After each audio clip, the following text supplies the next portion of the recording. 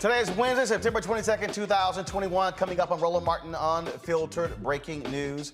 Acclaimed director Melvin Van Peebles has passed away at the age of 89. We will talk with a number of Hollywood luminaries, directors Rob Hardy, cinematographer Ernest Dickerson, and many others to share their thoughts about Melvin Van Peebles. We also have an exclusive statement from Bill Cosby, who helped fund the completion of his movie, Sweet Sweetback's Badass Song. Also on today's show, the House Haiti caucus is calling for a halt on deportation flights to Haiti, demanding due process for Haitian migrants at the southern border and congressional oversight into the inhumane behavior of Border Patrol. We'll talk with Congresswoman Ayanna Pressley right here on Roland Martin Unfiltered. She is co-chair of the House Haiti Caucus. Also joining us is the new CEO of the African American Mayors Association, Phyllis Dickerson. The AAMA was quick to offer support for Afghan refugees, but what about Haitians? We'll discuss that with her. Also, we've been talking about Title 42. What exactly is that, and how does it apply to Haitian immigrants? Also tonight, the Metropolitan Police Department of District of Columbia hit with a discrimination lawsuit by 10 current and former black female officers. We'll talk with attorney Pamela Keith, the assistant chief at the Metropolitan Police Department. Chanel Dickerson will discuss the case as well.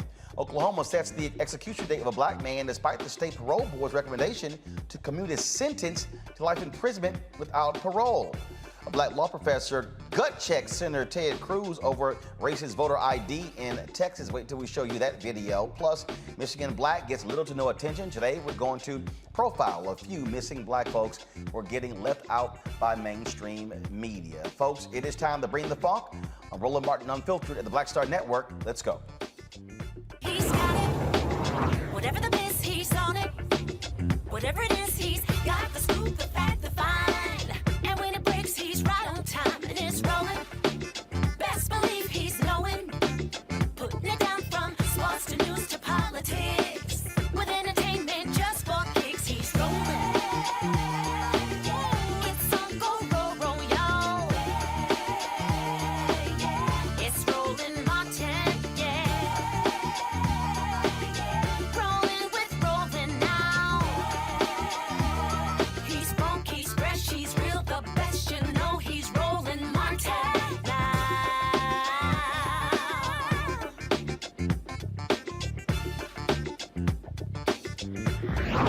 Martin!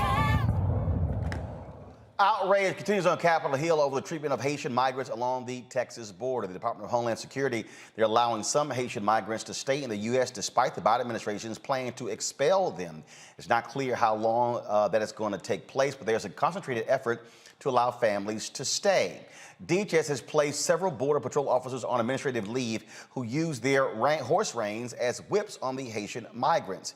Folks, we got this statement from Simone Sanders, Senior Advisor and Chief Spokesman for Vice President Kamala Harris, about the conversation between Vice President Harris and the head of DHS. Yesterday, Vice President Harris spoke to Department of Homeland Security Secretary Alejandro Mayorkas to receive an update about his trip to Del Rio. During that call, the Vice President raised her grave concerns about the mistreatment of Haitian migrants by Border Patrol agents on horses and the need for all CBP agents treat people with dignity, humanely, and consistent with our laws and values. Secretary Mayorkas shared the Vice President's concern and noted that he looks forward to updating her on the investigation by the Office of Professional Responsibility once it concludes. Secretary Mayorkas also spoke with the Vice President about the efforts DHS has underway to address the humanitarian needs of people at our border in Del Rio through the provision of food, shelter, clothing, and medical care, as well as engagement with non-governmental and international organizations. The Vice President acknowledged the attention and concern Secretary Mayorkas shared and looks forward to following up with him in the coming days. Now, we've reached out to the White House since Sunday to ask for them to send someone to this show to discuss what's happening with Haitian migrants. They have yet to send someone. Joining us right now, though, is Congresswoman Ayanna Pressley from Massachusetts. She joins us right now. Congresswoman, glad to have you on the show. CBC members on today held a news conference along with others to talk about this very issue. What answers are you getting from DHS in this White House administration over the treatment of these Haitian migrants? Well, first, let me just say, as co-chair of the Haiti Caucus, someone who proudly represents the third largest concentration of the Haitian diaspora in the country. We have been for 6 months now advocating for a halt to these deportations. Once Biden did come into office and instructed ICE to halt deportations, they continue to target Black immigrants and Haitian immigrants in particular. So this has been a fight for 6 months. More recently, myself and Representative Velasquez led a letter with dozens of our House colleagues calling for a halt to these deportations. This is a humanitarian crisis, and our response should be one that is humanitarian, that is humane, and this is not. The cruelty is the point. We have seen some manifests of children as young as 3 years old being deported, and we know, given natural disasters, the recent assassination of their president, the ways in which the pandemic has ravaged the region, it would just be cruel. The entire region is unstable. They have made it clear that they cannot accept anyone back. And so we need a halt to these deportations and a repeal of Title 42, which was weaponized by Trump, and that is deporting in the interest of public health. This should be repealed. Again, this is a humanitarian crisis. We need to affirm due process for legal asylum. Again, asylum is legal. And we need to halt all deportations. I am still trying to understand, and this goes back to the administration of Jimmy Carter. Why are Haitians treated differently than Cubans? And no one seems to give me an answer.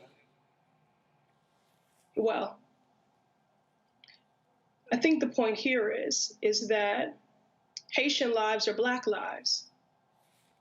And we continue to get a message throughout the globe that Black lives, in fact, do not matter, which is why there's been disparate response and treatment here, which is also why, in my capacity on the Oversight Committee, I have reached out seeking oversight and investigations to ensure that those CBP officers are held accountable for their egregious and vile demonstration of white supremacy.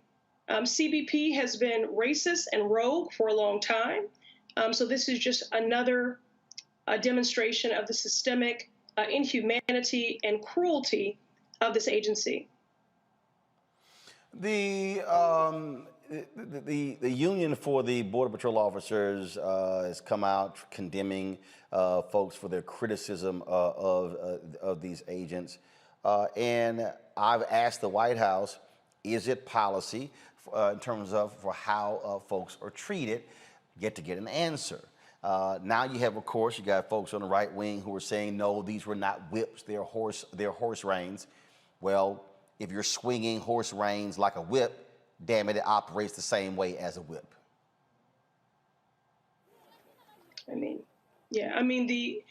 People keep talking about these images. It's important to, remember that these images are real people. These are not just images, but they are abhorrent. And what we have seen is it's unconscionable. It's cruel. It's inhumane. It's shameful. It's really shameful. And again, when we were in the face of this so-called national reckoning on racial injustice in the country, many espouse that Black Lives Matter. It's moments like this, in tragic inflection points like this, where we should be standing up and affirming that is in fact more than an expression, but that it is a fact that is codified in our policies. So these deportations must be halted. These rogue and CBP officers should be held accountable. They need to be. We need an investigation.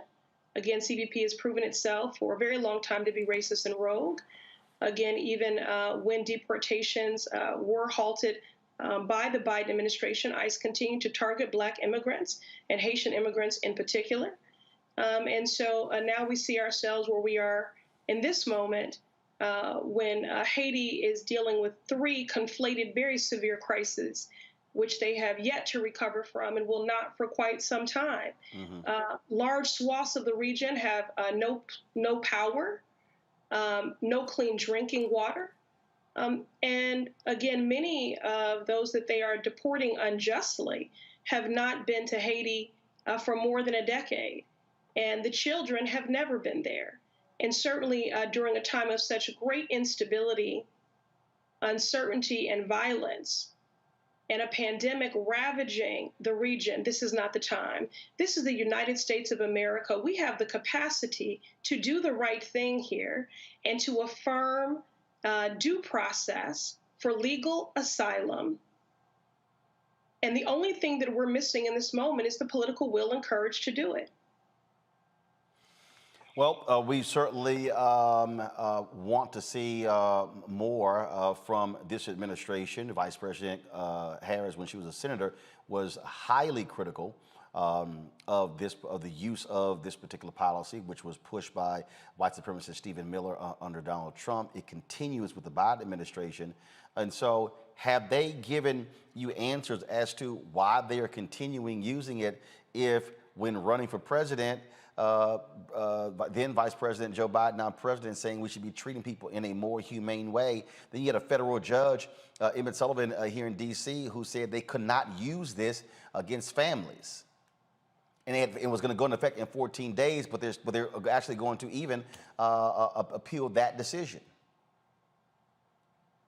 Well, I've not spoken with the president directly. I have been in ongoing communications with the White House, and I did have the opportunity to speak to Vice President Harris directly about this when we were together at her residence celebrating the 50th anniversary of the Congressional Black Caucus. And I found her to be sympathetic, to agree with our characterizations, and I know that, and to be responsive.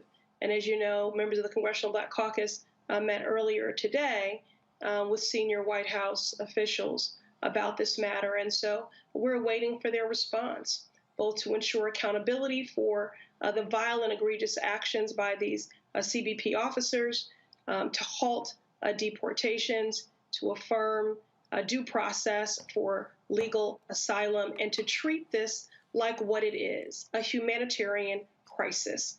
We have the capacity. This is the United States of America. We have chosen to exercise that capacity for everyone else, except for Black immigrants and Haitians. Last question for you, and I'm going to ask Phyllis Dickerson coming up next the same question. How does this administration explain to African Americans the making way, supporting financially Afghan refugees, but sending Haitians back? Has anyone explained the difference between how America is accepting and treating Afghan refugees compared to Haitian migrants who are trying to come into the country? Well, I've not heard that rationale or a rationale, because there isn't one. And the contrast is damning and the disparate treatment is obvious. So again, if we do in fact want to affirm that Black lives matter, and that is more than a rallying cry, but a value and a belief with which we practice, Haitian lives are Black lives. And it's tragic inflection points like this where we need to stand up. This is a humanitarian crisis. It requires a humanitarian response. And the callous and cruelty that Haitians have been met with at the border is certainly not consistent with that. We must halt all deportations immediately and repeal Title 42 and hold accountable the rogue officers and their vile racist actions. Congresswoman Yellen Presley, Massachusetts. We appreciate it. Always glad to have you on the show. Thank you, Roland. Thanks a bunch. Let's go to Phyllis Dickerson, the CEO of the African American Mayors Association. Phyllis, glad to have you here. We have seen mayors and governors say, welcome with open arms Afghan refugees. What are Black mayors saying about the treatment of these Haitian migrants along the Texas border? Roland, first, let me say thank you for having me on the show this afternoon. Yesterday, Mayor Turner, as you know, is your mayor, Mayor Sylvester Turner of Houston, sent a letter to the White House, in fact, to President Biden, addressing his concerns with this. The images that we see coming out of the Texas-Mexico border are horrific. It took us all the way back to slavery when you saw the horses, white men on horses and the whooping of the Haitians and rounding them up. And so, and so we have, as a group, as an organization, spoken out against this. The letter was sent to President Biden, and it addressed our concerns and the images that we were seeing. And we're asking for. Looks like Phyllis. There we go. There we go. You froze there. Do we have her back? Do you have me back? Yep, there we go. You're back. Sorry about that. And so, as the Congresswoman stated, this is a humanitarian crisis. And so we have to treat people with the same dignity and respect that we want to be treated. And so we are the United States of America. This is being broadcasted in real time. And we have to show that we are better than the images that we're seeing coming out of the border. So what is happening here again? People talk about, and again, no one seems to give me. I still can't get an answer how we're treating Haitians differently from Cubans as well as from Afghan refugees as well. It makes no sense to me, and so I would appreciate somebody explaining that. So. Are there other mayors who are speaking out, other black mayors who are saying there needs to be much more coherent policy in terms of how we treat Haitians? Yes, so the letter came from the African American Mayors Organization as a whole, which represents large and small cities. So mayors like Michael Hancock out of Denver, Mayor Lightfoot out of Chicago, and Mayor Turner got together yesterday and put the letter together addressing the issues. But when AMA speaks, when the African American Mayors Organization speaks, they not only speak for their cities, they speak for cities across the country. And you're asking for an answer that doesn't exist, because there is no answer as to the why. Like, why are they being treated differently? And the only answer is right in front of our face. As the Congresswoman said, that Black lives should matter, but do they matter to everyone? And so we have to address the issue that is right in front of us, which is we have to call for action and say, look, this is unacceptable, and we have to be treated fairly, justly, and humans, just like any other immigrant coming into our country. All right, Phyllis Dickerson, of course, Executive CEO of the African American Mayors Association. Surely appreciate it. Look forward to having you back. Thank you, Roland. All right, then. I want to talk about this with my panel, Robert Patillo, who joins me right now. I'm going to be joined by others as well. Robert, look, you keep hearing this, different rules, different people. And it's been the case since President Jimmy Carter, how we treat Haitians compared to how we treat Cubans. Well, it's interesting. Growing up Haitian American in this country, my mom grew up in Conscoff in Haiti. We were there in the 90s when you had the quote-unquote boat people that were the menace to America. We tried to figure out, well, why were they not being treated the same way as Elian Gonzalez, being coddled, being taken in by this nation? But then when you look back at the history of America, it is not simply since Jimmy Carter, since the inception of Haiti, that America has had one simple policy, which is to subjugate and keep down the entire nation of Haiti. And the reason for that is, and this was written by Thomas Jefferson, the fear has always been that if Haiti succeeds, then black people everywhere will believe they can succeed. The fear was that the revolution that started in Haiti would spread to the plantations of South Carolina and Florida and Georgia and throughout the South, and that they would start revolting and standing up and fighting back the same way that Desi Boukman and Toussaint Louverture and that Dessalines stood up to the French. And this is the fear that America has always had, and they have put this into policy for the last 200 years. People forget that the United States of America occupied the entire island of Haiti from 1919 until the mid-1930s. Even as recently as the Clinton administration, we saw the U.S. occupation from 1994 to 1997 during the reign of Aristide.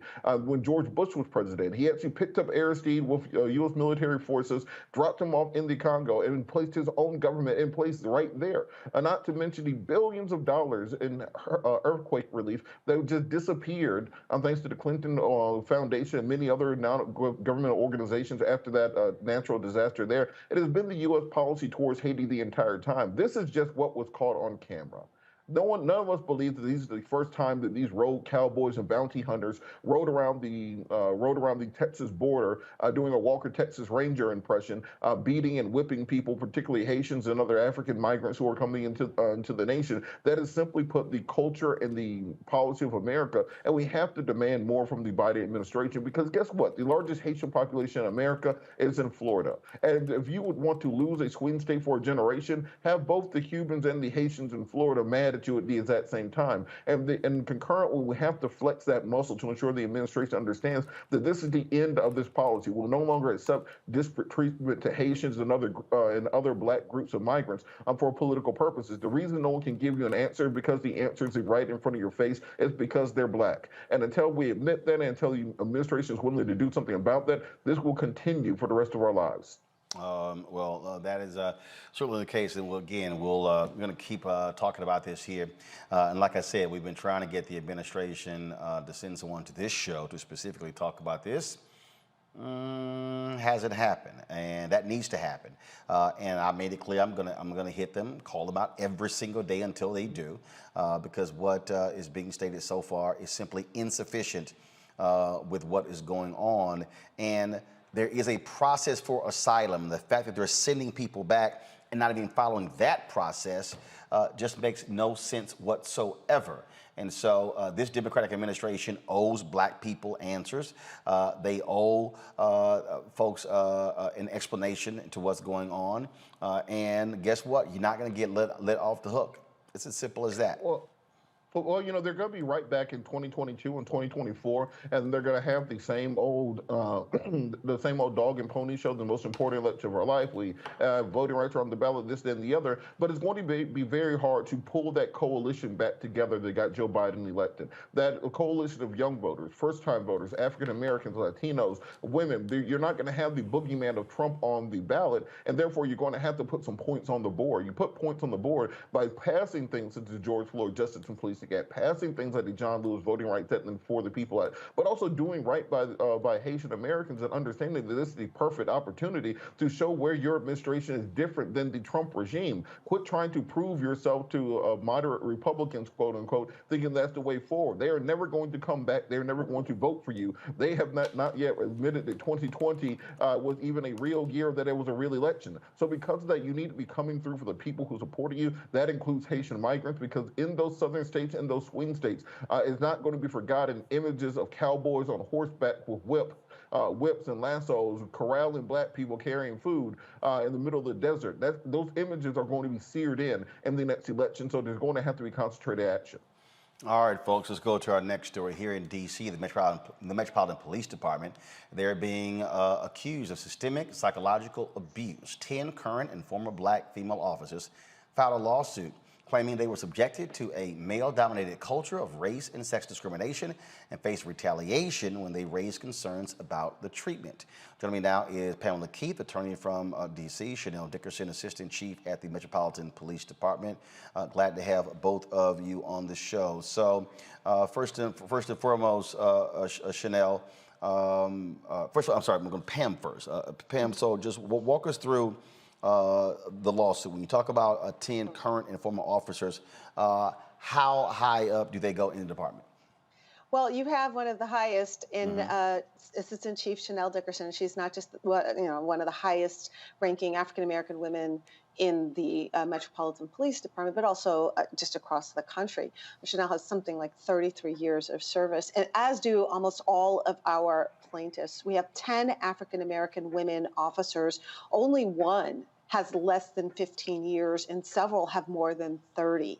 And these are officers who are in specialized elite units, some who had retired and were asked to come back because of their expertise.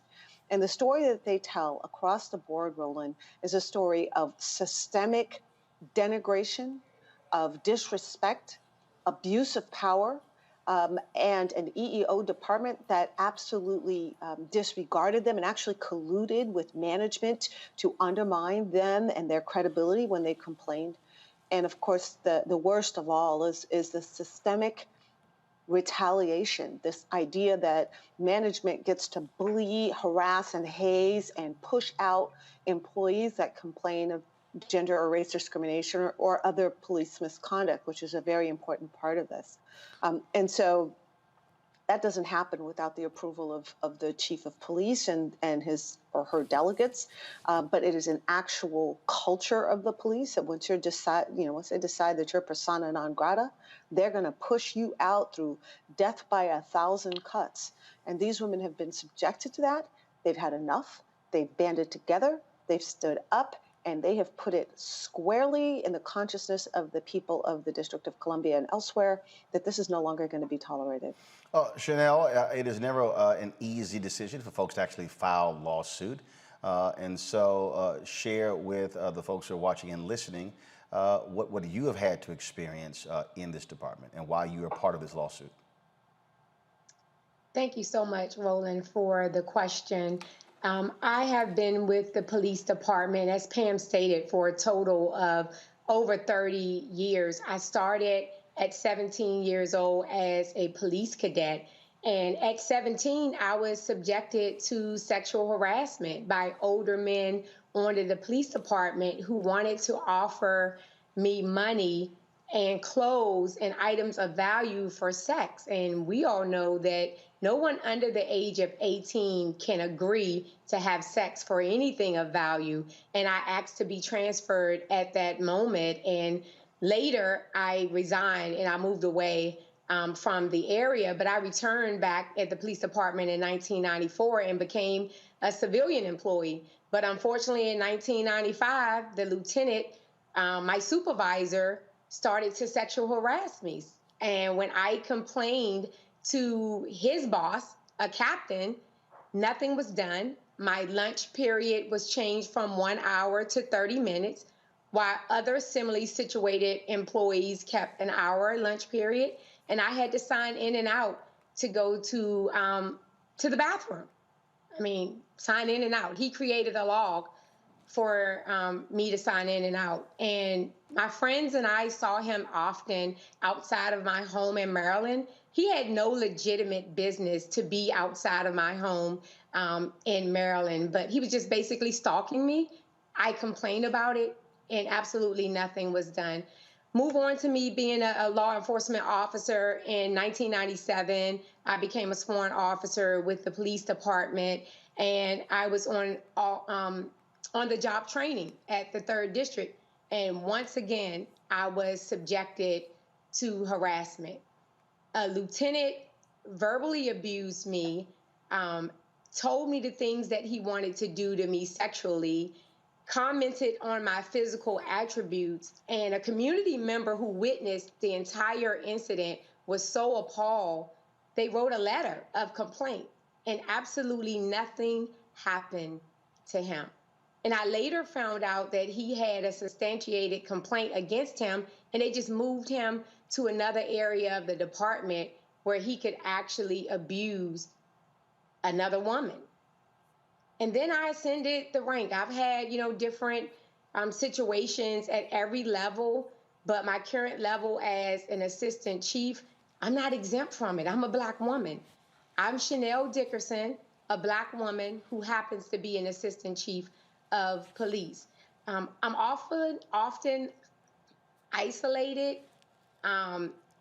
made to feel invisible, excluded from meetings, important meetings. I'm not a diversity checkbox. I am qualified for my job. I have the education for my job. But in a male-dominant profession, you have to fight for it every day.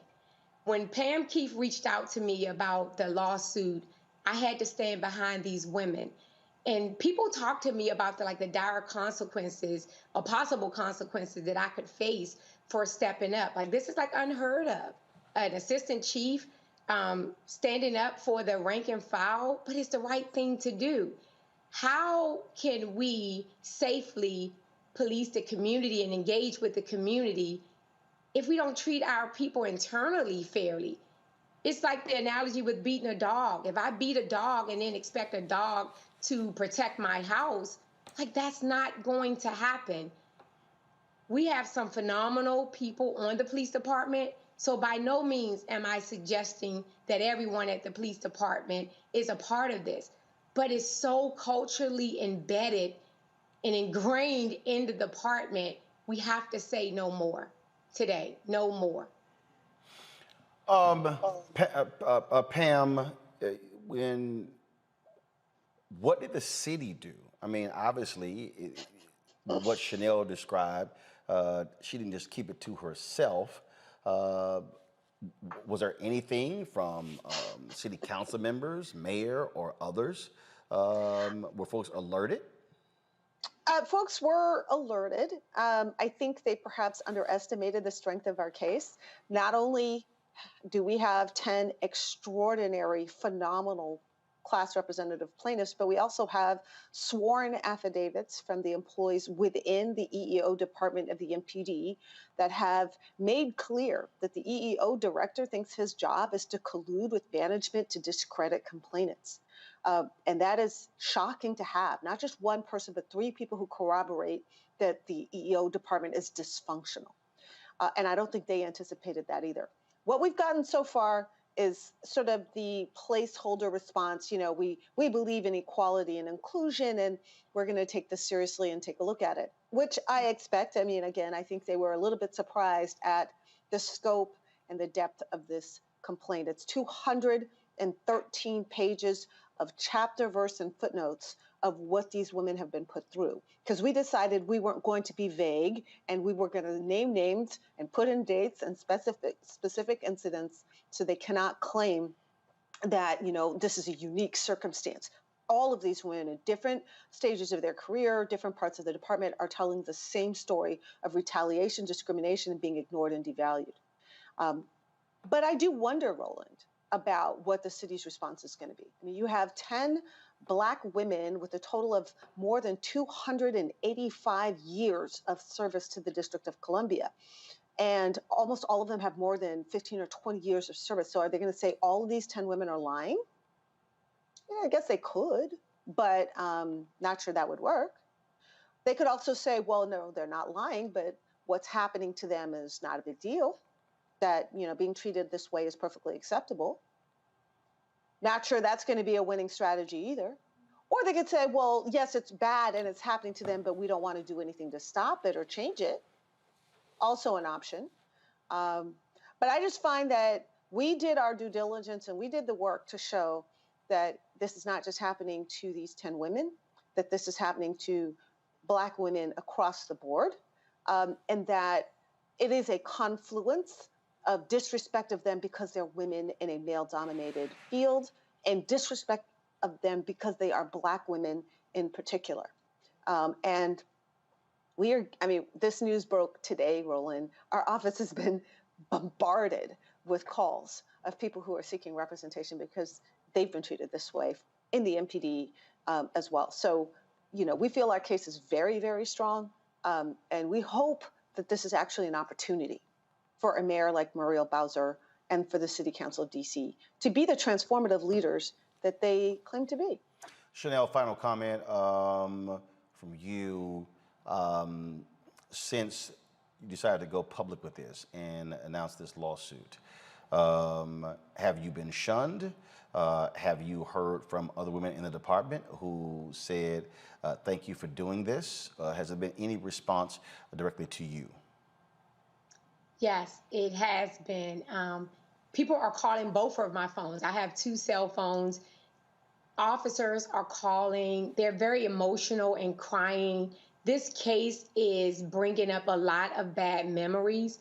I have to admit, I suppressed mine, and this case actually brought up emotions for me. People want to know how they can get to be a part of this lawsuit. People want to know that they have, we have their support. It's an overwhelming amount of support. I'm getting it from clergy members, ANC commissioners, community members, men on the department, regardless of their race, are reaching out saying, hey, that was a power move, and I can't believe that you are risking so much to stand up for the rank and file, and we really appreciate you. It really resonates, the words resonate within my spirit, because I knew that it was the right thing to do. At the end of the day, if I stand up and I'm standing alone, but you're standing for what's right, how am I going to look myself in the mirror and sleep at night if I know that there's 9 other members? See, I can accept things happening to me, right, and not do anything about it. But how do you allow this to happen to 9 other women on the police department? And for 3 years, I was the highest ranking sworn female member on the department, and people look up to me. I felt like a fraud, so I had to step up. And I'm not worried about it. I haven't been shunned. I do not expect to be shunned. We really have a phenomenal police department, but we need to do better with this. So this is our opportunity to rally together. I would like the police department to acknowledge that we have gone through this, and let's work together to fix it and ensure that this never happens again. We can have a zero tolerance policy for discrimination, but we don't have a zero tolerance policy for retaliation. I would like to see that. Thank you. Assistant Chief Chanel Dickerson, Attorney Pam Keith, we surely appreciate it. Thanks a lot. Thank you for Roland. having us. All right, I want to bring my panel, Tiffany Lofton, of course, activist, and also still with us, Robert Patillo. Tiffany, listening to that, it speaks clearly in terms of what women have to face in many of these male-dominated places, such as police departments and fire departments.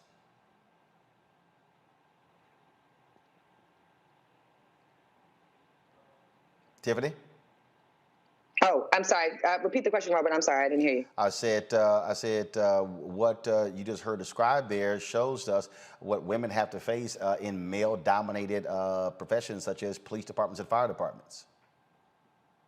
Yeah, absolutely. I don't have too much to add. I'm still processing the stories that the ladies have shared, and the fact that there's not few places where they can share their stories and be heard. You know, after the Me Too movement, and after hearing a lot about what women have to go through and what I've had to go through and experience, there aren't a lot of safe spaces where women are able to have fair processes that trust them.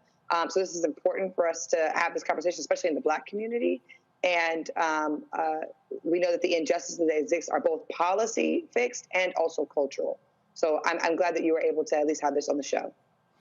The thing here is certainly disturbing, Robert, when you listen to what's described there, and also what stands out is how this department is going to respond when you also have a Black female mayor of Washington, D.C.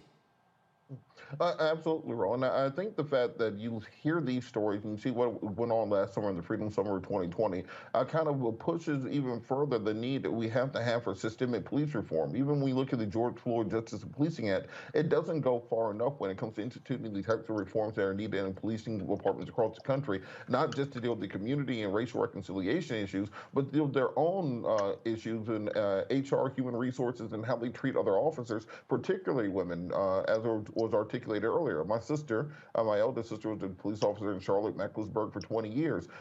These stories are across the board and across the nation, not a department by department issue. And the same way we had to attack the culture of sexual assault and sexual harassment in the military in previous years, I think we need to do the same sort of thing on the federal level of police departments around the nation to ensure that people are allowed to simply work and do their jobs regardless of their sex or gender. Well, we have not gotten a comment from the Washington, D.C. Police Department or the City of D.C., well, from District of Columbia, but we certainly want to hear their side of the story. All right, folks, this story coming out of Capitol Hill at the months of negotiations between Democrats and Republicans for police reform measures. There will be no deal. New Jersey Senator Cory Booker, a Democrat, told reporters he had a conversation with Republican negotiator Senator Tim Scott of South Carolina, indicating the talks were over. After Minneapolis jury found a white police officer guilty of George Floyd's murder, lawmakers in both parties expressed optimism they could broker a deal. They said they believed the verdict would provide new momentum to reach a compromise. It didn't. Big sticking point was that the police departments, the unions, and sheriffs did not want to see an end to qualified immunity. Tiffany, there was a point here where Republicans were saying that they could bring Tim Scott, Lindsey Graham, they could bring 20 to 25 Republicans on their side. Isn't it amazing how these things keep ending the same way? Nothing. And then you have Senators Kristen Sinema and Joe Manchin, who, if they would be against the filibuster, this bill could actually pass. It absolutely could. We know that for a fact. So this is really about the filibuster and about delaying the process for voting rights and a series of other things. Listen, politics is a game, and the constant excuse that we need to work bipartisan for, that we need to work across the aisle for an issue that is clearly bipartisan, when we're talking about democracy and we're talking about voting rights, to young people, it leaves a sour taste in their mouth. The parties don't think forward in advance. Young people are going to be some of the biggest turnout for 2022 in the midterm elections. And then as we gear up for the 2024 presidential elections, they are going to remember exactly who did what and who used the excuses of filibuster to not push these issues forward. Their jobs are on the line, and more importantly, their parties are on the line. And so when we think about like how people are saying and playing this game, it's been all year after the pandemic where folks have not pushed these issues forward, blaming each other, pointing the fingers, trying to say that they need to get their friends on their side, and then also talking about the filibuster. And I just want people to like have a bigger context for what this means in the long run for elections.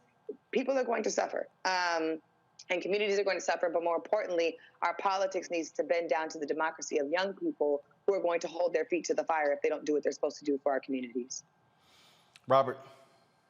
You know, I think the Democratic Party sometimes has to be stuck on stupid. It's as if they do not want to win, that they have no interest in actually doing anything for their voting base that would actually encourage them or give them any reason to continue supporting them. They're like the Falcons, basically. They go out there every Sunday, you root for them, you think they're going to do their best, and they keep losing. And they'll find a new way to lose no matter how they lose the last time they lost. And what Democrats have to understand is, look, without African Americans, without young people, without progressives, you cannot win. So when you allow someone like Joe Manchin and Christian Sinema to basically tank police reform, when you had protests in 20 cities around the country, when you had international support in every part of the globe, from New Zealand to China to Iran, were protesting for George Floyd, you cannot get a bill passed after that. This shows you how broken the system is. I don't blame Republicans, because Republicans are going to do what Republicans are going to do. But when you look at the fact that even if they did get rid of the filibuster, they did not have 50 votes within their own caucus to pass the bill. You were not going to get Manchin. You were not going to get Sinema. From my sources, there probably were at least 5 other Democratic senators that would not have supported the George Floyd Justice and Policing Act, because they are so well supported by the police unions and the First Order Police. And this just shows the corruption in our political system. And this is why so many people check out of politics, because if you do all the things they tell you to do, you give them the House of Representatives, you give them majority in the Senate, you give them the White House, you knock on doors, you register to vote, you do all those things, and you get absolutely nothing out of it. Meanwhile, as soon as the Republicans get elected, they have a $1.5 trillion tax cut and they're building the wall, and somehow government just works different for them. So unless Democrats are going to get on their horse and start passing some bills, 2020 is going to be a tough year for them. But here's the deal, though. What do we say, Democrats? What do? A U.S. senator can do whatever decision that they make. It passed the House. Democrats in the House did their job. Okay, what now? I mean, it's really 2 people who are really holding it up. Look, let's understand something. President Trump came into office with Lindsey Graham comparing him to death, and many Republicans not wanting to touch him for a 10-foot pole. He whipped that entire Senate Republican caucus into shape to the point that they will vote for whatever it was that he said, including decertifying the election and claiming that the entire thing was rigged. No. Hold on. But Robert. Mitch McConnell was not leading a 50-50 Senate. He was leading a 52-48 Senate. So they did not have the same dynamics as the Democrats did.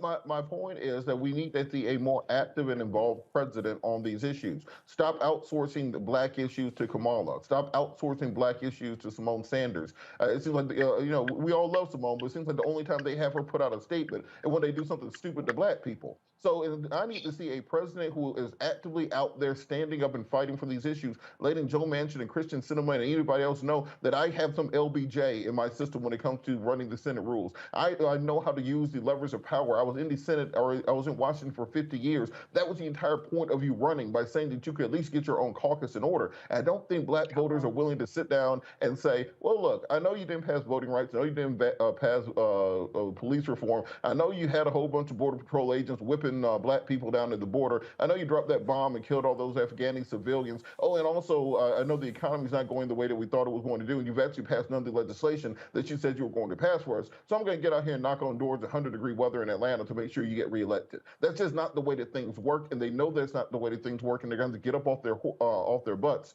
and do something about it. Otherwise, they're going to find themselves in a very poor position going into 2022. And it is going to be a problem, Tiffany. It is going to be a problem going to voters to go, what the hell did you get passed?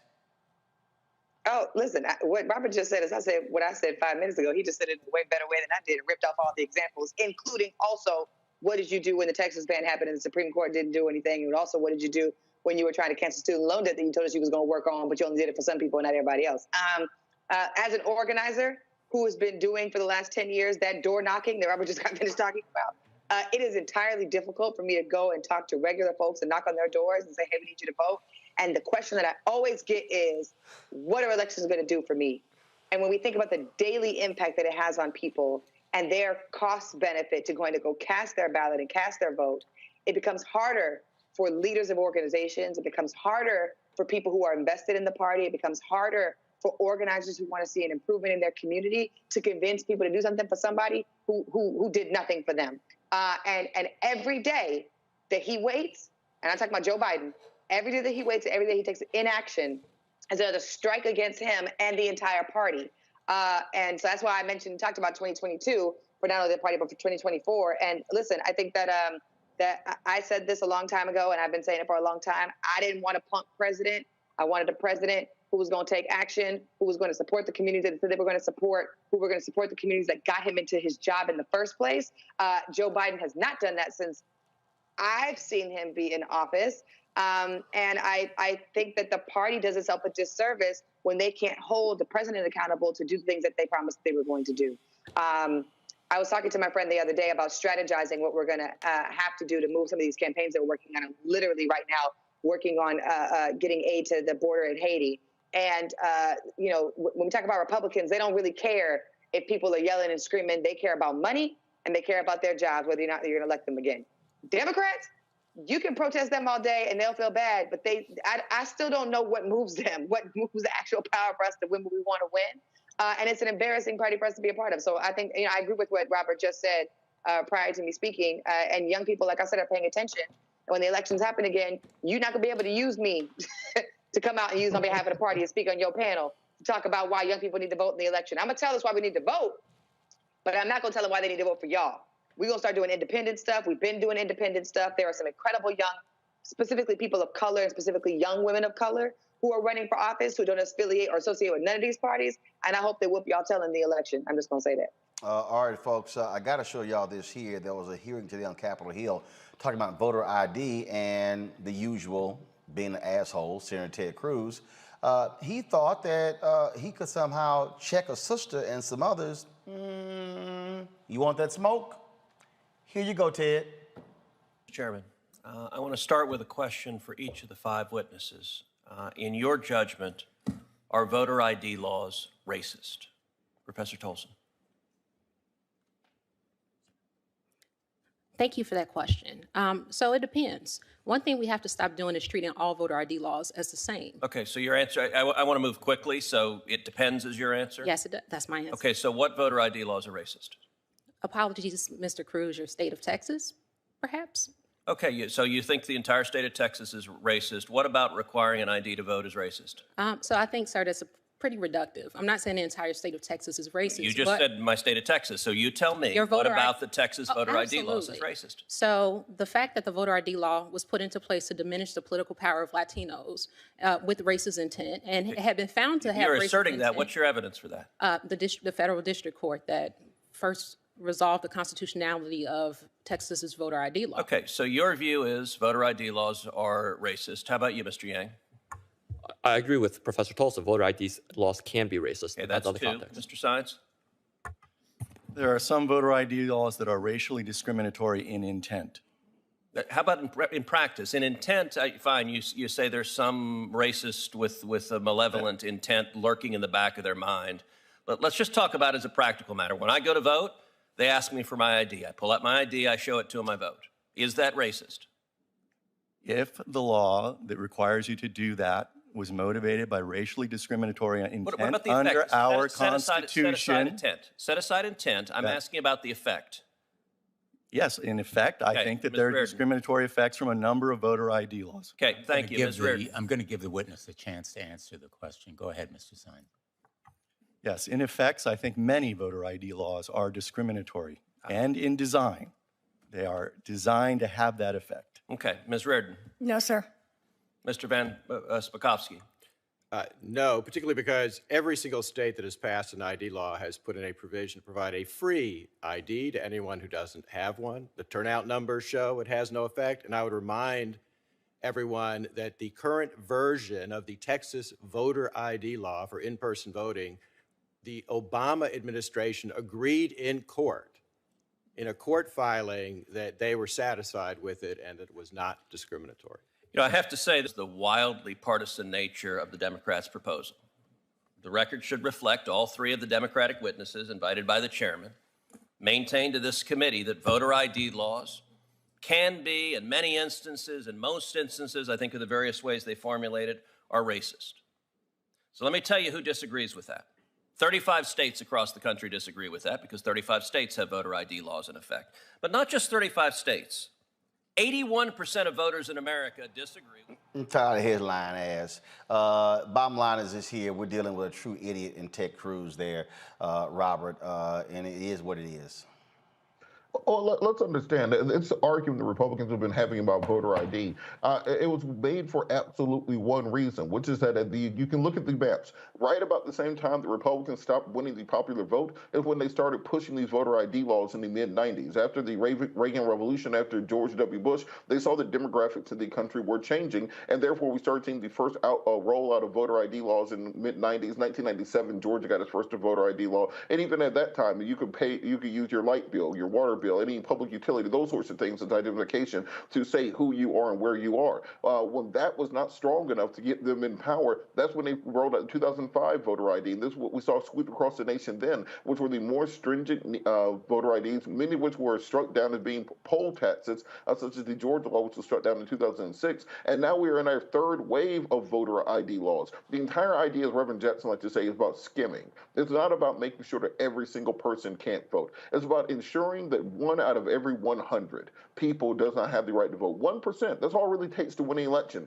Donald Trump lost the state of Georgia by 11,800 votes, 80 votes per county. So the fact that all it takes is to make one out of every 100 people inconvenienced or putting a barrier in place to stop them from voting, that's all that they need to do in order to win elections. That's why Republicans in the Senate represent 41 million fewer people than the Democrats. That's why Republicans have not won the popular vote in the last 17 years. That is why in the House of Representatives, Republicans will represent about 50 million fewer people than Democrats, because they no longer need to win the majority of the votes. They simply want to mess with the rules, play around with the referees, and win on a technicality as often as possible. And that's what voter ID is about. And we know exactly what these frauds are all about, Tiffany. And yeah, they are racist. We know what the intent is, Ted. Yeah, we know what the intent is. We know what the impacts of it are, and we know how it's shifted the election results for the last couple of years. But what's interesting about the clip you just played, Uncle Roland, is that we are watching Ted Cruz fight on whether or not he is being called racist, whether or not the state of Texas is being called racist. And what I think that does for the other audience is that it moves them to decipher whether or not they believe he is being racist or he's not being racist to help his election in the future. This is about the impacts of voter ID laws being racist. This is not about whether or not Texas or he is racist. And that game he just played, where he tried to survey everybody and say, well, do you think it's racist? Do you think it's racist? Do you think it's racist? I think is a strategy that he's using to distract people from the impacts of what voter IDs do, how it has disenfranchised communities of color, and how it has helped the party, and also how there's actually no need. There's no need for voter ID laws, period. There's no need for them. Everybody should be naturalized to vote. You shouldn't have to re-register. Texas during the pandemic made it very difficult until the end of the last 2 weeks of election season, made it very difficult for anybody to register to vote online during the pandemic. During the pandemic. Nobody was able to register to vote online during the pandemic. Very few states quickly turned around and said we could get people to register to vote. And so the nature of that conversation, that discussion he just had, totally distracted everybody from what the actual problem is and why voter ID why voter ID laws are a problem. And instead, let's talk about racism because I'm a white man and y'all can call me racist and y'all not gonna win that fight. And I'm sick of him. I'm sick of him doing it. Absolutely, folks. Got to go to a break. When we come back, we'll celebrate the life and legacy of the great indie director, Melvin Van Peebles. He passed away today at the age of 89. We'll talk with director, producer Rob Hardy, cinematographer Ernest Dickerson. We'll hear from Reggie Hutlin and others, including Will Packer, as they share their thoughts about how Melvin Van Peebles changed the game for Black Hollywood and a whole generation of African-American directors. That is next on Roland Martin Unfiltered, streaming live on the Black Star Network. I believe that people our age have lost the ability to focus the discipline on the art of organizing. The challenges, there's so many of them and they're complex, and we need to be moving to address them. But I'm able to say, watch out, Tiffany. I know this road. That is so freaking dope.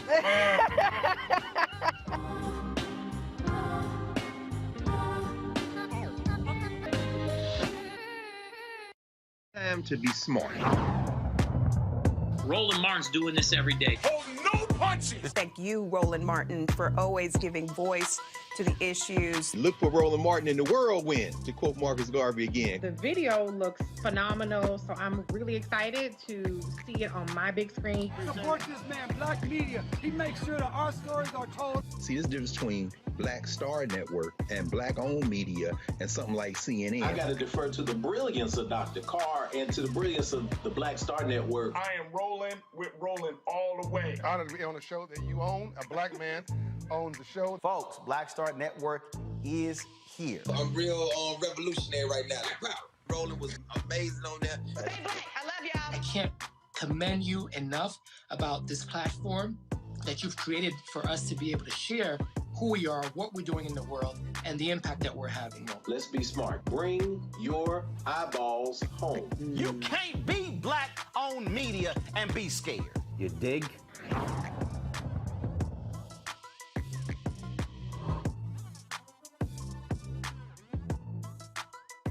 Yo, what's up? This your boy Ice Cube. What's up? I'm Lance Gross, and you're watching Roland Martin Unfiltered.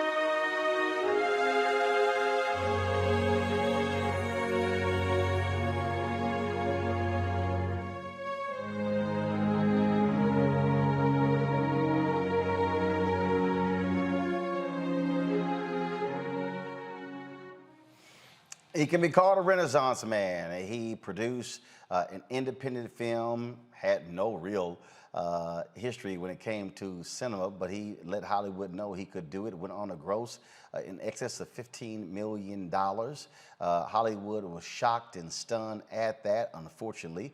Sweet Sweetback's Badass song ushered in the blaxploitation era. He was highly critical of that because it stripped, of course, black movies of what he was focused on, which was political power with that particular movie. Melvin Van Peebles, folks, today passed away at his home in Manhattan at the age of 89. He was more than just a director. He was an author. He was a composer, wrote Broadway plays, served time as a stockbroker at one point, and he's done all kinds of stuff. And in fact, folks, that movie that he did, Sweetback's Badass song, he needed to finish the movie, and he went to a bunch of people. No one would give him money. One of the folks who did was Bill Cosby, who gave him $50,000 to finish the film. Van Peebles said that Bill Cosby did not want equity in the movie. All he wanted was his money back. Well, he got his money back because how much that movie made. We reached out to Bill Cosby. We got this exclusive statement through his rep, Andrew Wyatt. This is what Bill Cosby had to say about the death of Mario Van Peebles. Melvin's work as a composer, writer, and performer need to be studied. He was very prolific and at times prophetic. The two original 33 and a third albums, Brer Soul and Ain't Supposed to Die Natural Death, are amazing. Written, composed, and performed by the great Melvin Van Peebles. In his time, Melvin did not have the luxury of producers and directors of today. Thank you, Melvin. One of those folks who is a director and a producer is Rob Hardy. He joins us right now just to share his thoughts and reflections on the life and legacy of Melvin Van Peebles. Rob, what immediately comes to mind as we pay tribute and pay our respects to the passing of this great man? You know, I think of him as just an innovator. You know, a lot of people refer to him as the father of modern day black cinema. And, you know, he was the person that unapologetically was him.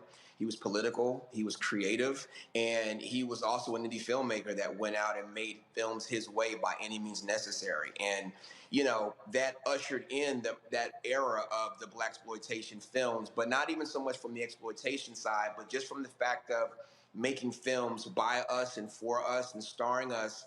And so many of the filmmakers that inspired, you know, me and my generation of filmmakers were birthed from him.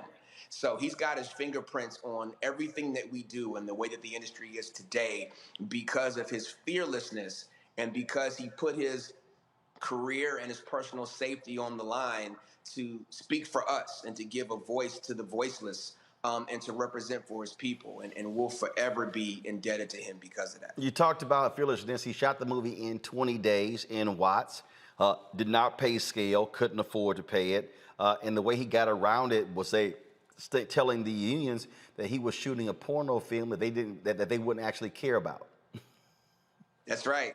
That's right. You know, sometimes it's by any means necessary. And I think that became the template for people like the Spike Lees and Robert Townsends and Hutlin brothers and the late, great John Singletons of the world to continue and fight that path. Even when you look at the way that Spike went and raised money to finish Malcolm X. You know, all those were like, you know, pages taken from the Melvin Van Peebles handbook.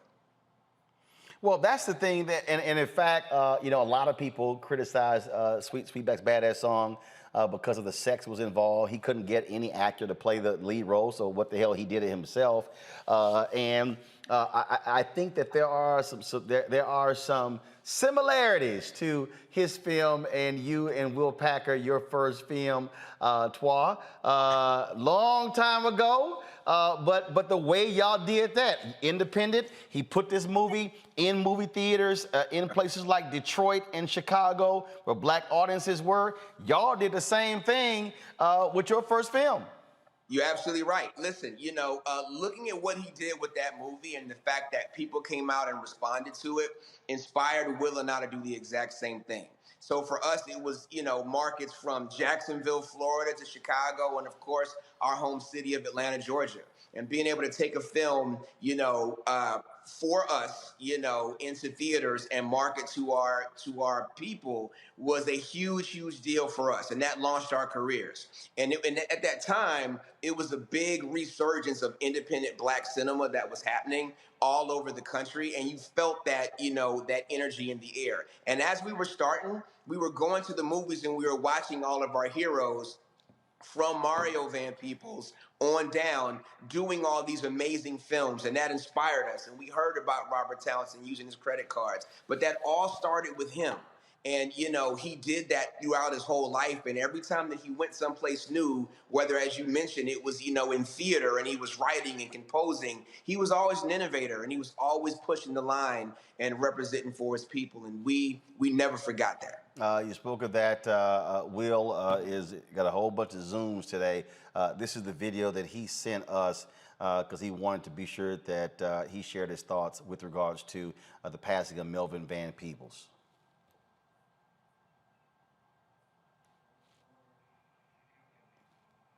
Let's see here. Not sure what's going on with the audio. Audio's up, folks.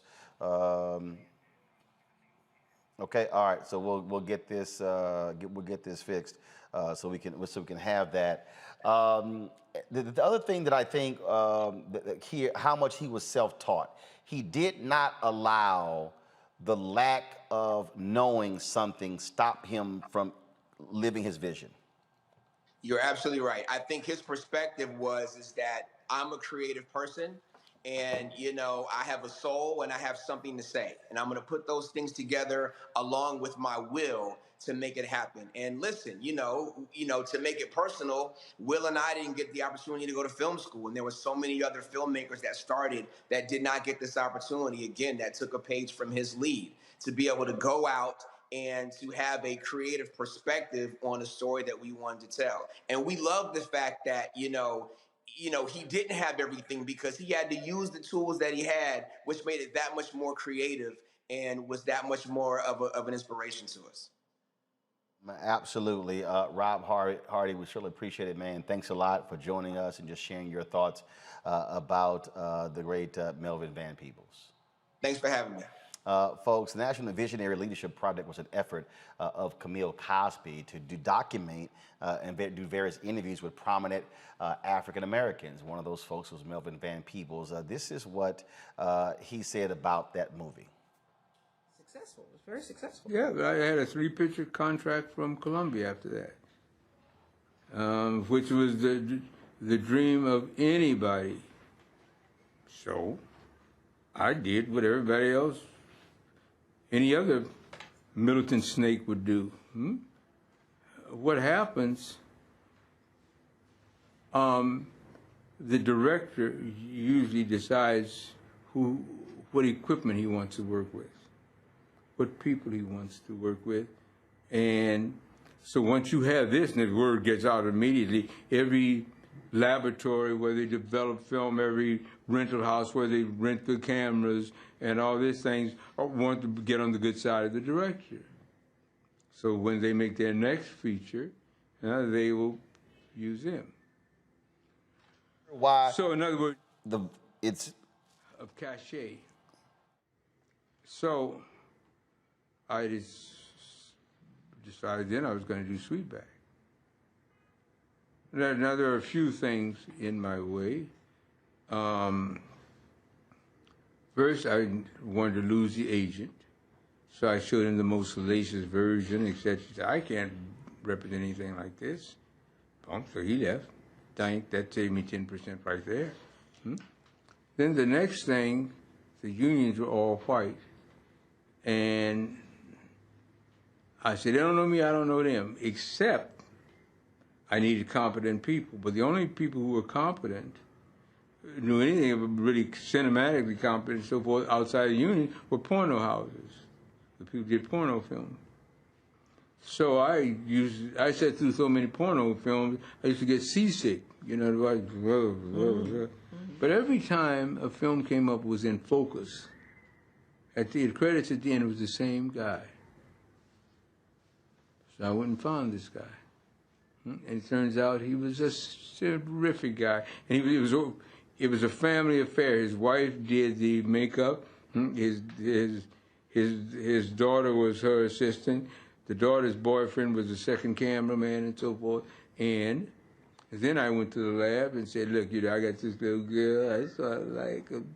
I want to do it in film. So the lab said, well, come on. So how much of it? Don't worry about it. You'll get the bill. So everybody assumed I'm going to spend a weekend in a motel with 4 dildos or something, and they got a movie. Do you know what I mean? Nobody asked me the question, how much is it going to cost? This. So that's how I did the movie. Then I plotted the movie around, since the unions were very tough, physically and so forth. I said, well, they're bad, but they ain't going to come down to the hood and get me. So I shot the other stuff and then shot the hood part second, where they wouldn't dare to come to start trouble. And then the third part, I went out in the desert where nobody could find me. Those of us who understand what it means to be independent, who understand what it means to hustle, to get it done, great appreciation for a Melvin Van Peebles. And you know what? If you're black and you're in media, before the big studios called you and the Netflixes of the world, guess what? You were hustling, doing exactly what Melvin Van Peebles did, my next guest. Same thing, him and his brother, Warrington Hutlin, did the same thing. Everybody was trying to do their thing, hustle, trying to make it happen. Joining us now is, of course, director, producer, comic book, sci-fi aficionado, Reggie Hutlin. What's up, my man? Reggie, you got us? Yes, I hear you. Got it. Just share for folks who never met Melvin Van Peebles, just what he was like. Melvin, he was that perfect combination of super smart, but he was fun, he was clever, he had great turn of phrases, and he was always such an innovator. And you know, you look at his body of work. He founded Black cinema as we know it. He founded Black theater. He was on Wall Street before Black people were on Wall Street. I read his novel. You know, he launched Earth, Wind, and Fire. You know, he was a guy who just said, oh, I can do that, and just did it. He was a big inspiration for me, because that's what I try to do. I've done movies and television and comic books, and I try to emulate his freedom of expression in every medium. And that's the thing that I think, when I think about Melvin Van Peebles, when I think about Gordon Parks, these were people who said, you know what, I want to do that. So, I mean, Gordon Parks, he was, of course, shooting photos, and you know what, I think I'm going to paint. You know what, I think I'm going to compose a Broadway play. You know what, I think I'm going to do that. I mean, that curiosity and not giving a damn about the rules. Right. It's as people, forget artists, just as human beings, right? When we're kids, we do everything, right? We play piano, then we'll play baseball, and then we'll do our math homework. And as we get older, we figure out what we're good at. And that's kind of all we do. And we get better and better at what we're good at, but we get scared of trying new things. We get scared of embarrassing ourselves and failing at things. And these guys were so courageous that they just never had that fear of failure. They were like, well, I'm just going to try it. I'm just going to do it. What's the worst that could happen? And that's a lesson for everyone to emulate, to have courage in our everyday lives, to try new things, and don't worry about being bad. Just do it. And also being very deliberate with what it is that you want to say. He chose with this movie, with his art, he made it clear he was going to speak about an issue. He dealt with police brutality in that movie. He dealt with black folks being in control. We talk about self-determination. That's what it was about. So it wasn't just a movie. It was about, no, I'm saying something with this movie. And in fact, Huey Newton of the Black Panthers told everyone, go watch this film. The Black Panthers fully endorsed you watching this film. Absolutely. Well, it's interesting. Now, here's the amazing coincidence. This French documentary company contacted me through Tanya Hart. You know Tanya, the journalist. And they were interviewing me yesterday about the career of Melvin Van Peebles and about the making of Sweet Sweetback. And they asked me to read some passages from his diary, from his autobiography. And he was talking about the making of Watermelon Man and how, you know, he never wanted to be in a situation where people were controlling him, and how he had agreed to shoot 2 endings for the studio, but then he just shot the ending he wanted. He said, that's it. Look, this is the ending. We're not doing 2 things. And, you know, he was willing to pay the cost to be the boss. And he had clarity of purpose, clarity of statement, and he did it his way, and he was a success to the very end. Absolutely. Reggie Hutlin, it is always great to see you sharing your thoughts about Melvin Van Peebles, and hopefully a whole new generation who does not know anything about him will learn about his story and realize, I could do that too. Yes, yes. Appreciate it, my brother. Thanks a lot. Thank you. Robert Patillo, Tiffany Lofton. One of the reasons why I just think it's always great when we talk about these elders who now are transitioning to be ancestors. I'm a firm believer in taking the time to listen to them and learn.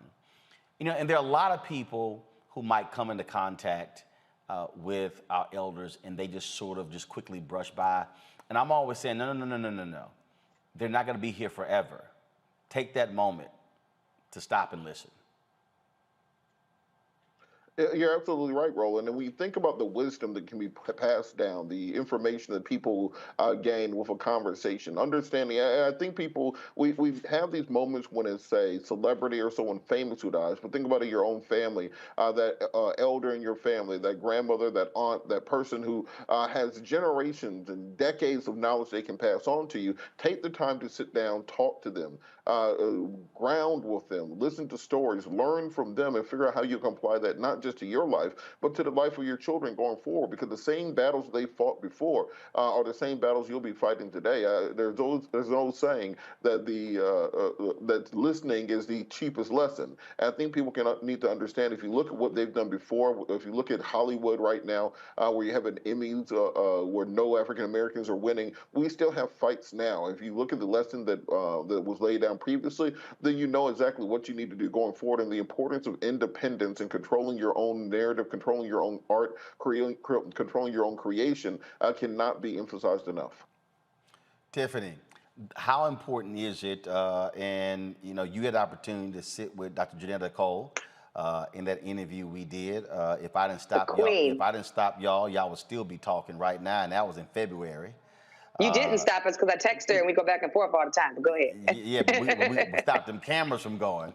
But it to me, again, there are a lot of people who, man, I mean, I'm gonna figure it out. I'm like, no.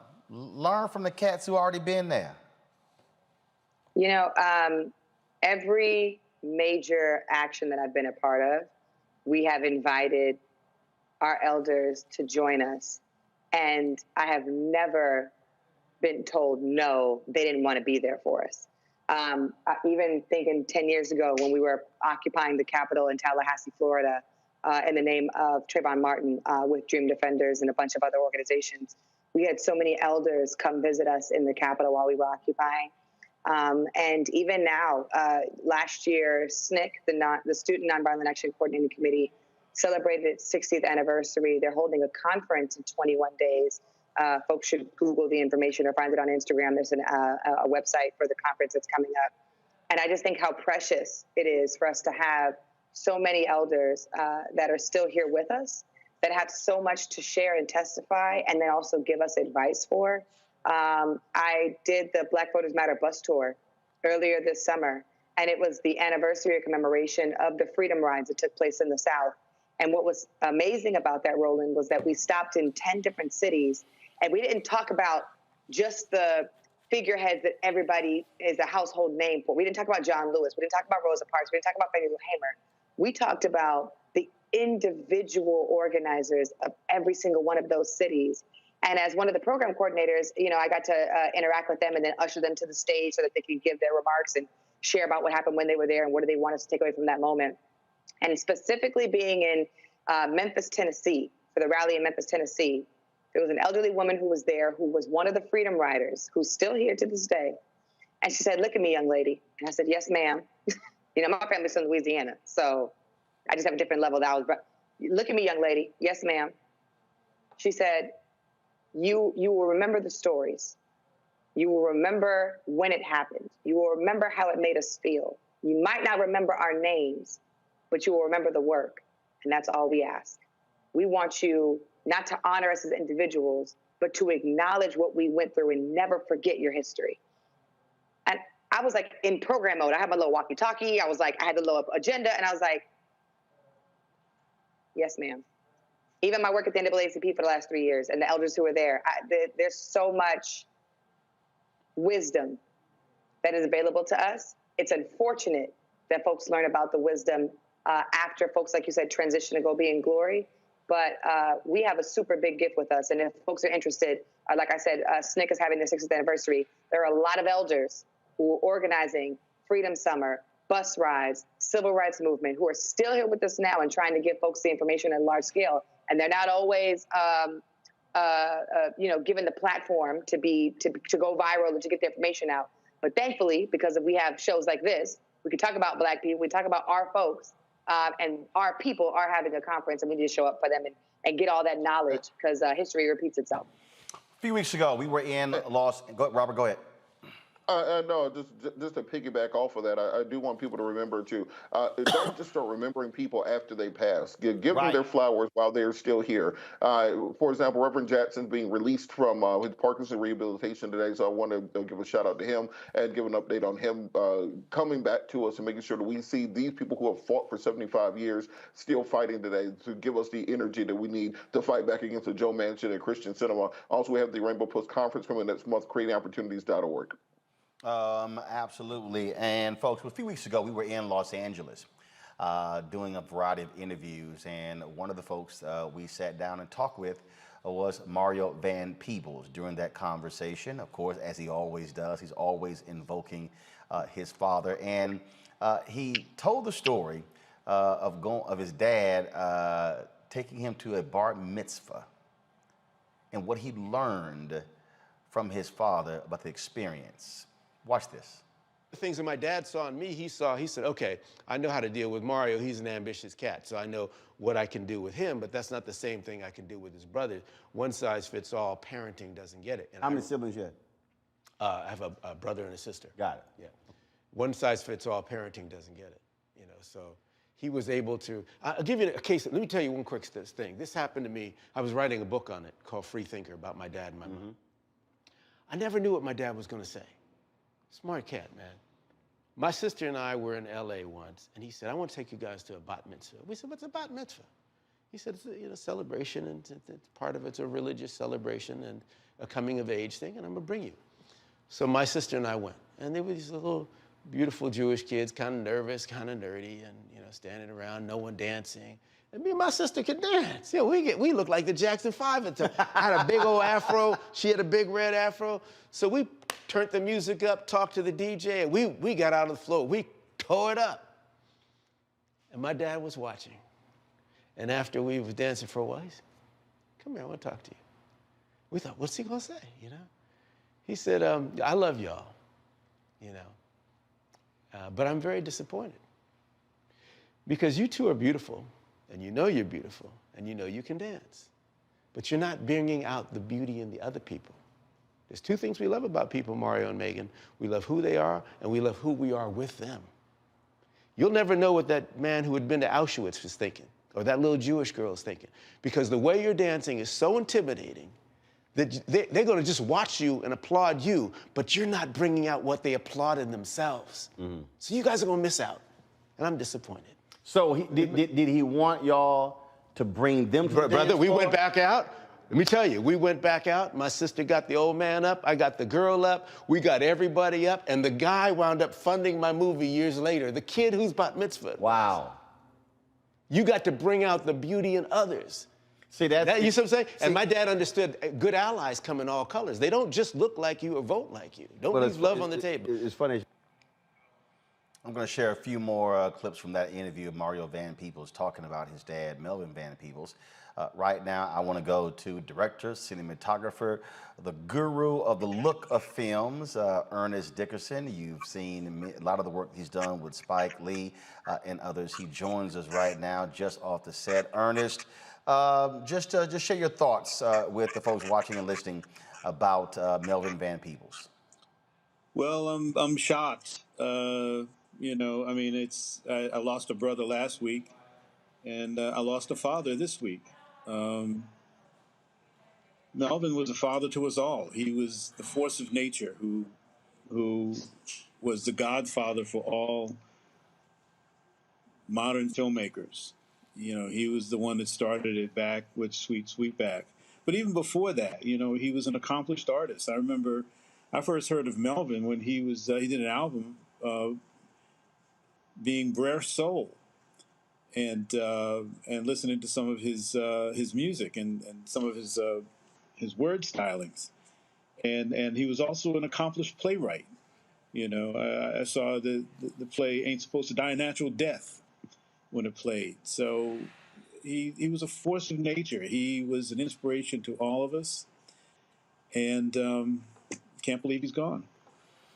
We were talking to Rob Hardy earlier about Melvin Van Peebles and how, look, folks had to learn the hustle and how he made the movie and how he was fiercely independent. And, you know, you got a lot of folks who want to be accepted into the traditional Hollywood system. But what we're seeing right now, we're seeing because of the proliferation of other outlets, the ability for independent Black artists to maintain a hold of their work. The sister who, and again, I think it's who just won the Emmy for writing, Netflix wanted to offer her $1 million, didn't want to give her ownership. She says, no, I need ownership and creative control, held it and got it from the BBC and HBO. You know, he was about, no, I'm gonna do this my damn way. And there's a cost to doing that, but there's still something about being able to have complete control. Melvin was almost like a modern Oscar Micheaux. You know, Oscar Micheaux was doing it on his own terms as well. You know, getting it out there the best way he could. And when Melvin made Sweet Sweetback, it was revolutionary. He did it on his own terms. He did it, you know, raised the funds for it and everything else. But everything that he did was cutting edge. Everything he did was always, you know, stretching the medium further. You know, something like Watermelon Man, the way to have Godfrey Cambridge made up as a white guy was pretty strong stuff for the year that it came out, which is, I think, maybe around 68, 69. But yeah, he was a genius. And you know, not only in the art, but also financially. You know, I think he also had some success on Wall Street, if I'm not wrong. Yeah, he was for a time he was he was a trader on the floor of the New York Stock Exchange, the only Black. I mean, that was in the '80s. So he was like, you know what the heck, I'm just a stock trader. Yeah, yeah, an amazing, you know, like I said, force of nature, and he was unstoppable. Indeed. Until now. But he's still with us. His spirit is with us. He's not stopped.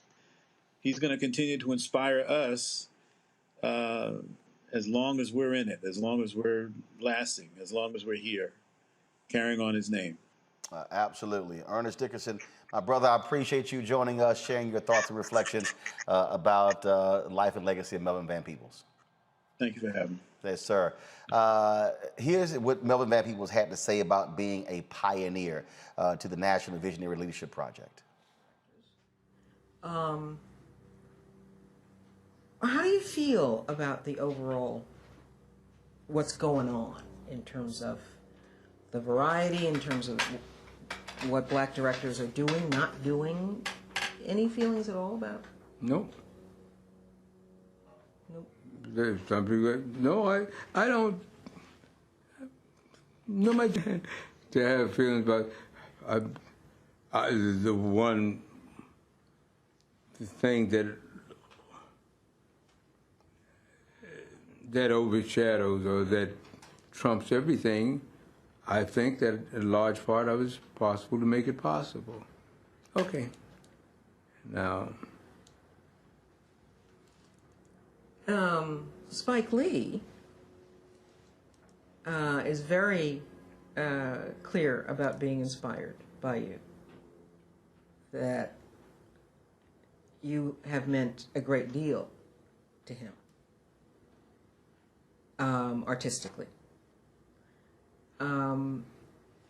does that make you feel, I don't know, is it a positive feeling to be revered in that sense? Absolutely. Beats a burnt stick in the eye. Look, we can go around a little bit. I'm the Rosa Parks of the industry. Okay, boom, over and out.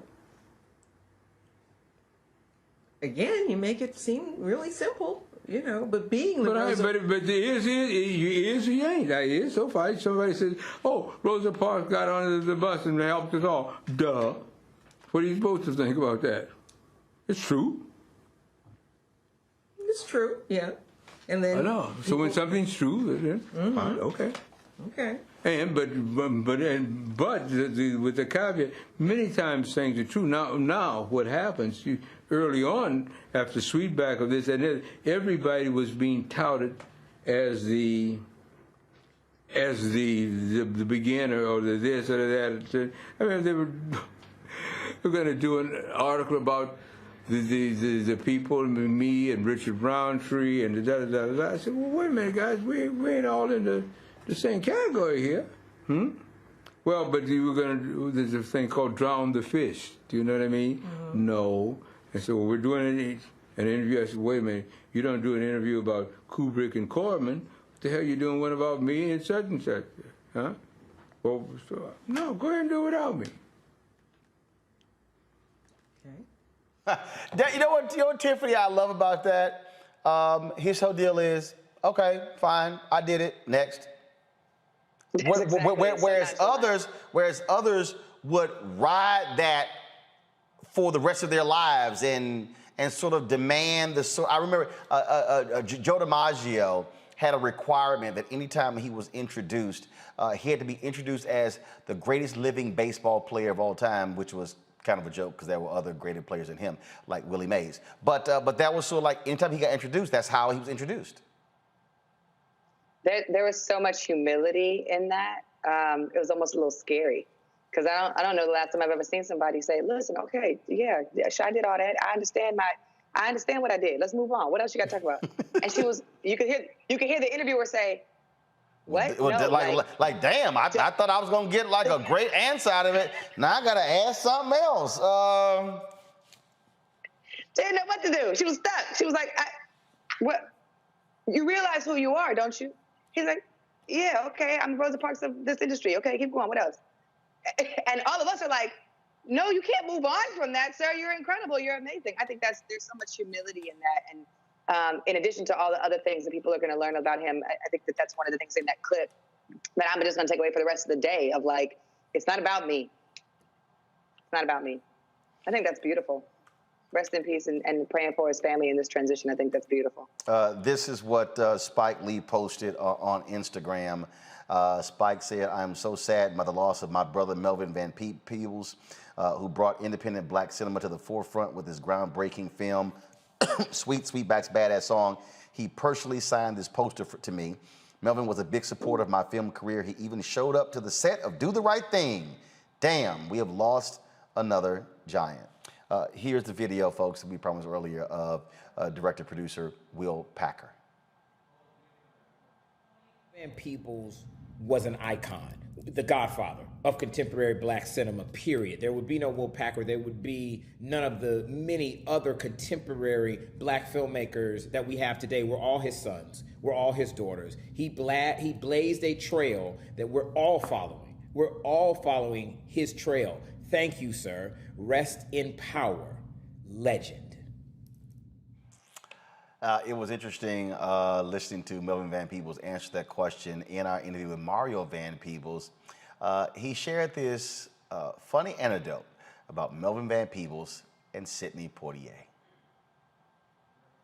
Interesting, when I remember, because you started this by asking about my dad,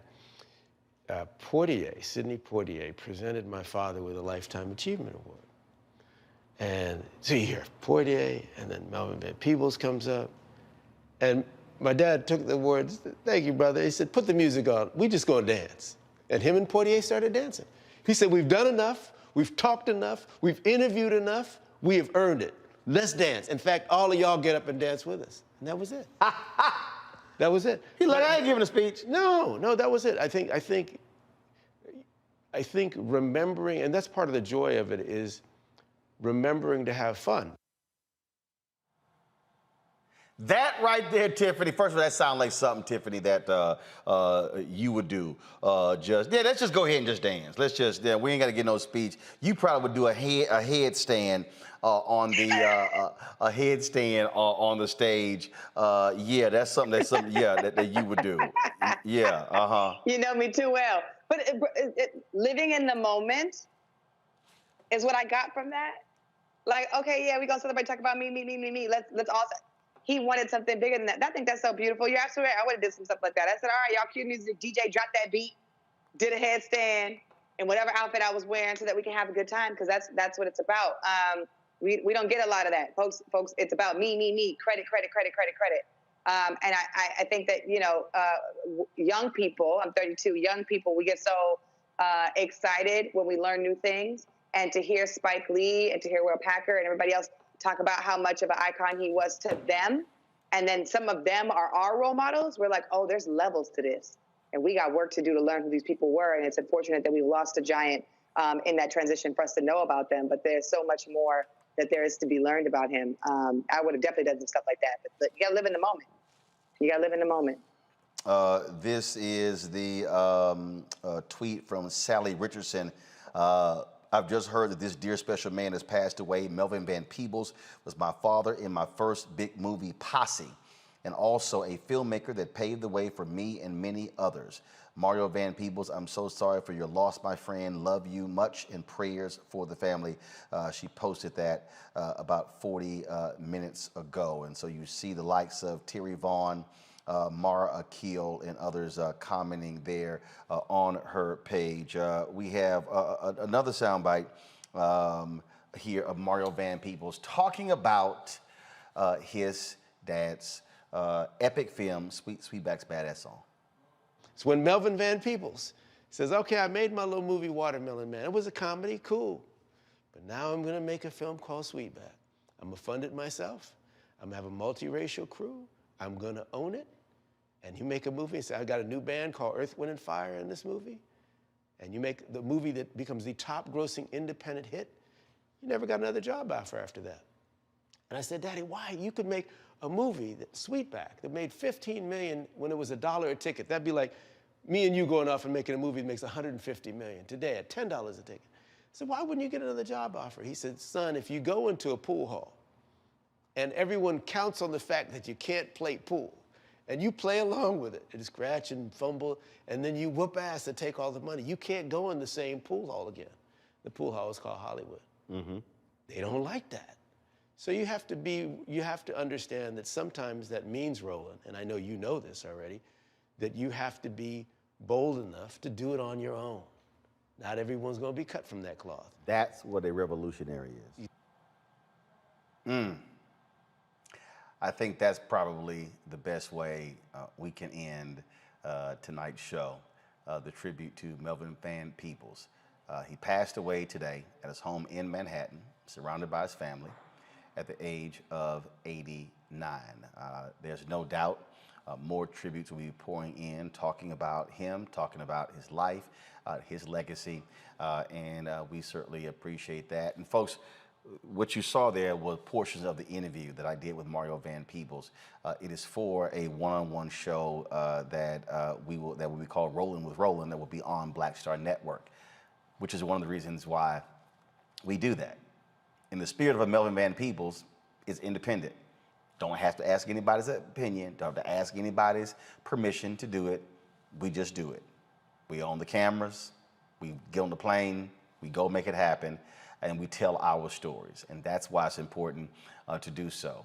And so, I don't know, matter of fact, I saw a tweet earlier, my homegirl Heidi Barker, I've known her for years with NABJ. She tweeted this, she tweeted this, wondering if any of the big three network news shows covered the death of Melvin Van Peebles tonight. And here's the deal, folks. We don't worry about what they do. The reality is, we know they're not going to dedicate 45 minutes or an hour to paying tribute to Melvin Van Peebles, but that's why we have Roland Martin Unfiltered. That's why we have the Black Star Network, because as the first black newspaper, Freedom's Journal, said on March 16, 1827, we wish to plead our own cause, too long have others spoken for us. And so this is about us being able to tell our story, for us being able to celebrate in our way our former elders who now transition to ancestors. So we want you to download the Black Star app. It's on every available platform: Apple, Android, you have Apple TV, Android TV, Roku, Fire Stick, Samsung TV, Xbox, all of those platforms. You can also join our Bring the Funk fan club. Every dollar you give goes to support this show. Cash App, $RM Unfiltered. PayPal, R Martin Unfiltered. Venmo is RM Unfiltered. Zelle is Roland at RolandSMartin.com. Roland at RolandMartinUnfiltered.com. And you know what? You can't worry about what others have to say. You can't worry about what others do. You can't worry about if people are just saying this, that, and the other about you. You know what you got to do? You just got to go ahead and just do what you do. You got to go ahead and do it. And like Melvin Van Peebles, he didn't worry about what people said about him.